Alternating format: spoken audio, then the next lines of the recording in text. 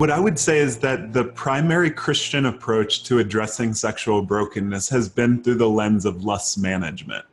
And you all, I mean, just know the story all too well. That that could be slapping a rubber band around your wrist when you're having a sexual thought, trying to bounce your eyes, dart your eyes from someone that's attractive. We've encouraged people to get accountability software, some type of surveillance on their computers that gives an alert to people, your accountability partner, that you're struggling. And yet, as one of my friends said to me recently, he said, Jay, when I've been having the same conversation with my accountability partner for 15 years and trying to bounce my eyes from one type of pornography preference, something isn't working.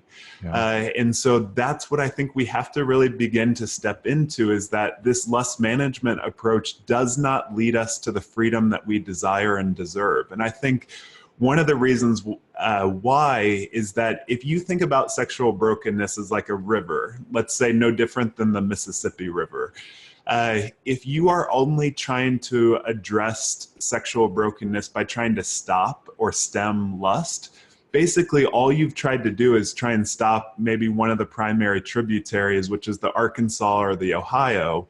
But as we all know, there's so many different tributaries that make up the Mississippi, the Missouri being the biggest. And so if we are only trying to manage our lust and try and address lust, that's only one of many possible tributaries to sexual brokenness. So especially as men, one of the reasons why pornography is so appealing to us is that it gives us a sense of power. Nowhere else in the entire world can I get exactly what I want when I want it.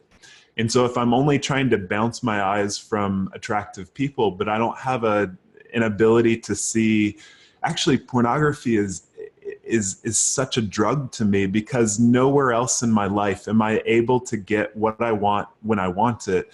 We're going to keep sabotaging. So that was part of what I realized, is that unless we radically change this conversation, we're going to continue to consign marriages and individuals to a lifetime of futility with this issue. And so that's why I wanted to do the research, is to say, if we could just understand someone's whole story, not just the story of their sexual brokenness, then we could get insights from the data that we could then return back to people that were struggling.